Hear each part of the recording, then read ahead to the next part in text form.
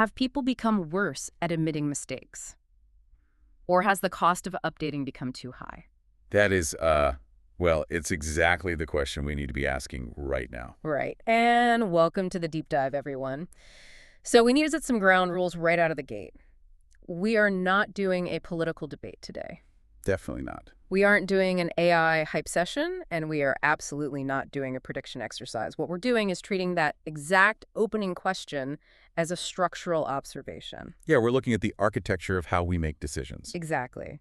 Our goal isn't to reach some neat final conclusion. Our mission is to help you, the listener, notice the invisible structures that make updating our beliefs, our policies, and, our everyday decisions increasingly difficult. Which is such a refreshing way to look at the world right now, honestly, because it takes the blame away from just, like, individual stubbornness. Yeah, it's not just people being jerks. Right. It points it directly at the environment we're all operating in. Mm. And to do this, we're drawing on this really fascinating stack of research. The main anchor is a thesis document known as GOA 43. Which tracks decades of organizational behavior, right? Yeah, exactly. It measures the rising societal cost of explanations. Mm-hmm. And we're also filtering this through a couple of complex structural models from the sources specifically, one called LMOS and another called the membrane contact phase model. Those sound intense. They are, a bit, but they're essentially just stress tests used to measure how complex systems, whether that's a global organization, a society, or even just a human brain, how they either adapt to rapid change or completely freeze up. Okay, so let's establish how we're navigating this terrain. Based strictly on these models, we're looking at structures and what the researchers call gradients. Right. And you can just think of gradients as invisible pressures. We're not here to judge things as simply right or wrong, and we're definitely not here to assign blame to any specific group or political side. We just want to map the forces acting on your daily life. Precisely. And to map those forces, we actually have to start with this massive contradiction that the research highlights right away. It's called the information paradox. The information paradox. Yeah. So we live in an era that generates enormous, just unfathomable amounts of data. And yet, making sense of reality is somehow becoming harder, not easier. Which, that feels completely counterintuitive. It does, until you look at the sheer expansion of variables required to explain anything today. The models point out that to explain reality right now, you can't just look at one isolated event. Right. Everything is connected. Exactly. Let's say there's a minor supply chain disruption in one port city. To understand its impact, you now have to account for, algorithmic financial markets, overlapping energy systems, geopolitics. Even how a viral narrative on social media might cause panic buying, right? Yes, exactly. And the crucial part isn't just that these complex variables exist, it's that they all change at incredibly high speeds and they constantly interfere with one another. Wait, I need to push back on this a little bit. Go for it. Shouldn't having more data and faster technology make it easier to spot an error and course correct? If I have AI tools and access to global databases, shouldn't I be significantly better at updating my map of reality than someone 50 years ago? Logically, yeah, you would think so. If I make a mistake, I can find the right answer in 2 seconds. But this is where the LMOS framework, specifically version 2.0, which tracks processing speeds. It introduces a concept that explains why the exact opposite happens. It's this battle between explanation speed and digestion speed. Okay, digestion speed. Right.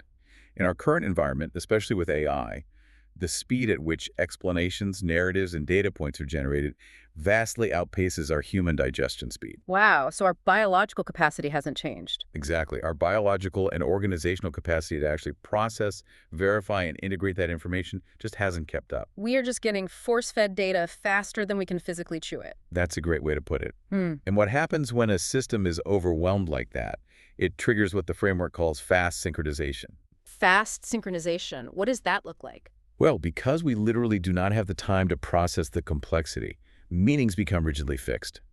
Imagine you're drowning in a really fast-moving river. Okay. You don't carefully evaluate which branch floating by is the most structurally sound, right?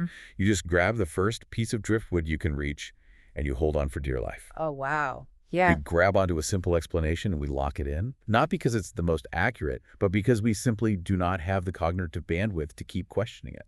But if our brains and our institutions are resorting to this fast synchronization just to survive the data deluge, What happens when that hastily grabbed explanation turns out to be dead wrong? Well, that is the million-dollar question. Because someone has to pay the bill for that error, Okay. right?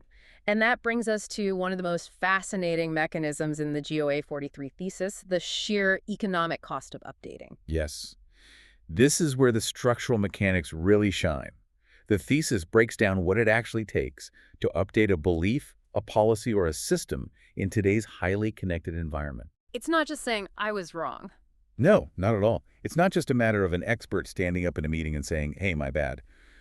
To actually update an error, an institution or an individual must execute 4 incredibly resource-intensive steps. Okay, lay them out for us. First, they have to gather the new information. Which takes time. A lot of time. Mm. Second, they have to completely discard the old explanation. And, that often means discarding the work of entire departments or media systems. Yeah, people hate doing that. They really do.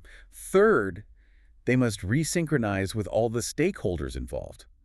And finally, fourth, they have to rewrite the underlying rules or performance metrics based on that new reality. It reminds me of technical debt in software engineering, or honestly, a massive home renovation. Oh, that's a good comparison. Right, because you start by just wanting to fix a leaky pipe in the bathroom, but then the plumber tells you the pipes are connected to a rotting foundation. At a certain point, fixing the foundation requires tearing down the whole house. You have to move out, hire contractors, get permits. The energy required is just exhausting. So what do? It becomes infinitely cheaper to just put a bucket under the leaky pipe, mop the floor, and pretend the foundation is totally fine. That's a perfect analogy. And, the sources emphasize a really crucial point here. We have to remove our usual moral judgments from this behavior. Interesting. Why? Putting the bucket under the leak is actually a highly rational, cognitive, energy-saving mechanism. See, I struggle with that a bit. Isn't keeping the bucket under the leaky roof just good old-fashioned bureaucratic laziness? Why is the research framing this as a cognitive energy crisis rather than just human stubbornness? Because it really comes down to survival. Yeah. Institutions, organizations, media systems, they are all fundamentally programmed to survive. If your performance metrics rely on the old explanation, updating it means destroying the mechanism that keeps the lights on. Oh, okay. Maintaining an existing explanation has simply become cheaper than replacing it. Oh, The researchers call this invisible pressure the closure gradient. the closure gradient. Yeah. It's this continuous ambient pressure in society to simplify complex realities and lock into fixed ideas. We close the loop on a concept just to cope with the immense cognitive load. But here's where the friction really starts to heat up, right? This cheapness of keeping old explanations wouldn't actually be a problem if the world stood still. Right, if nothing changed. If the market never changed, the old explanation would work fine forever. But the world is accelerating. Which creates a massive structural mismatch. The research describes this growing gap between the speed of reality and the speed of human understanding. The speed of reality, like how fast things are actually moving out there. Exactly. How fast algorithms process trades, how fast global logistics shift. The frameworks term this friction shear. Shear, like tectonic plates grinding against each other. The surface looks still, but underneath, the pressure is building to a breaking point. Yes, it's the tension created when the operational speed of the world outpaces the speed of the narratives we use to explain it. And this brings up a really profound paradigm shift from the sources. We used to think of an explanation as just, words, just a thought. It was free. Right. But the GOA 43 thesis argues that explanation is no longer free. It is a resource. It costs time and cognitive ability. So if explanations are expensive, what happens when a society or an organization simply can't afford to pay the bill anymore? That is the dangerous tipping point. When a system can no longer afford the cost of updating, it stops asking the fundamental question, is this correct? Okay, so what do they ask instead? The primary question becomes, can we maintain this? Wow. From is it true to can we keep pretending it's true? Precisely. Systems begin to optimize for verification and surveillance over actual truth. Because maintaining the illusion requires constant monitoring. Exactly. If you're maintaining a fragile, outdated explanation, you have to ensure everyone stays in line with it. The system's energy shifts entirely from adapting to reality to enforcing the illusion of the old reality. Which means, when a system decides it's too expensive to update, it enters a very specific, dangerous phase. Yes. The researchers call this cognitive fixation. And I want to make sure we define this clearly for you listening, because cognitive fixation is not stagnation. Right. It is not a frozen statue. Not at all. A system like a corporation or a government or a global market might continue moving at breakneck speed, but its underlying assumptions remain entirely frozen in the past. And to understand the mechanics of why that happens, we bring in that other model we mentioned, the membrane contact phase model, specifically version 1.1. Okay.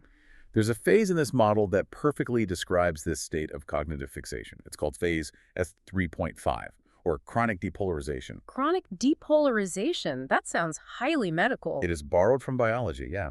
It describes a state where a system doesn't formally collapse, it doesn't just drop dead, Yeah. but it gets stuck in a chronic, permanent state of instability. What does that actually look like in the real world? If I'm looking at an organization, what are the symptoms of the S3.5 phase? The symptoms from the text are highly specific. First, you see a constant overreaction to microstimuli. Okay. Second, you see localized inflammation, meaning constant small-scale conflicts or crises.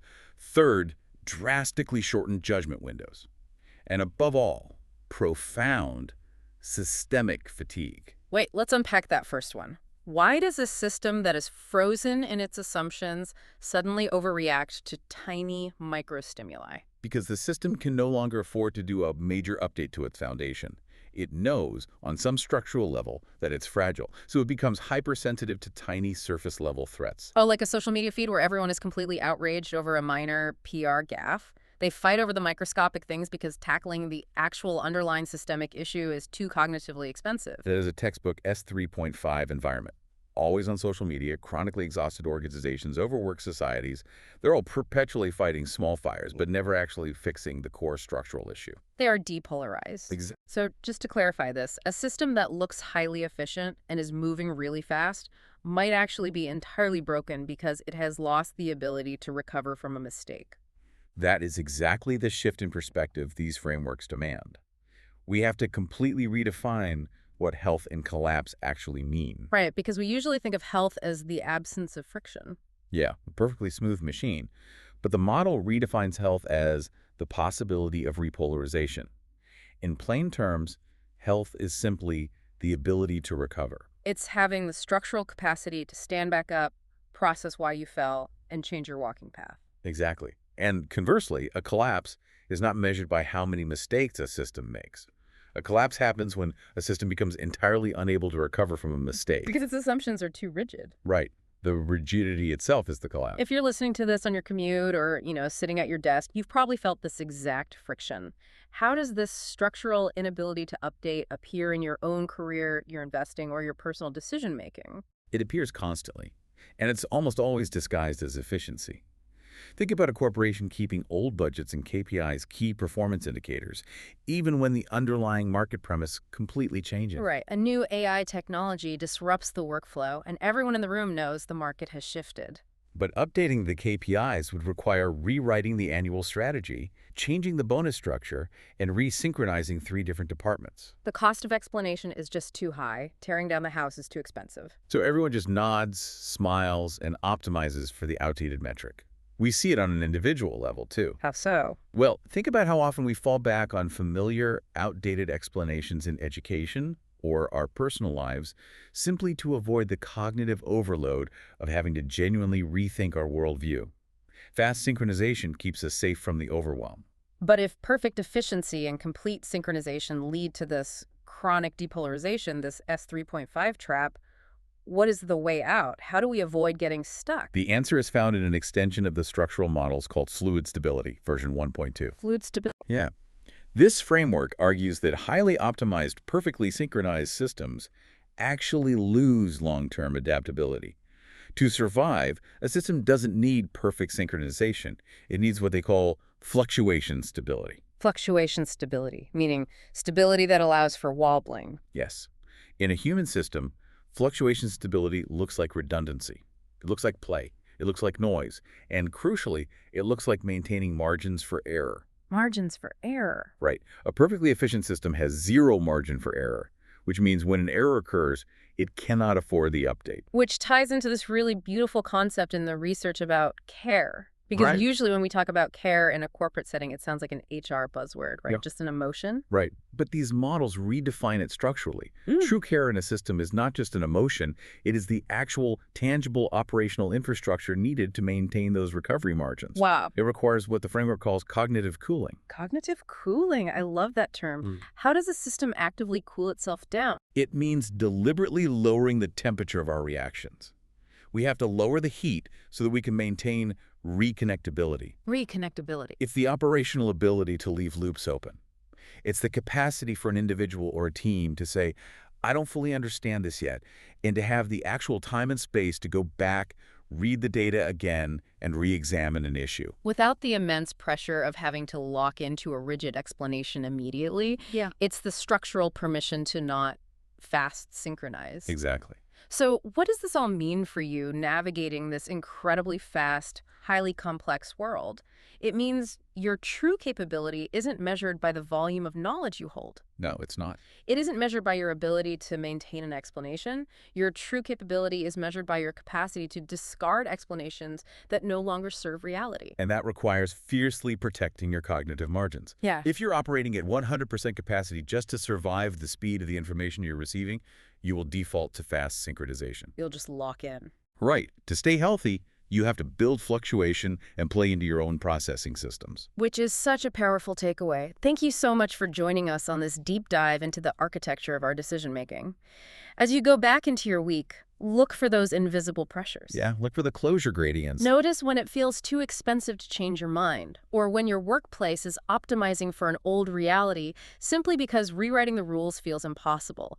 Protect your cognitive cooling, leave loops open, and don't let yourself get stuck in chronic depolarization. Perhaps the most important question is no longer, what do we not know? But, what have we become unable to update?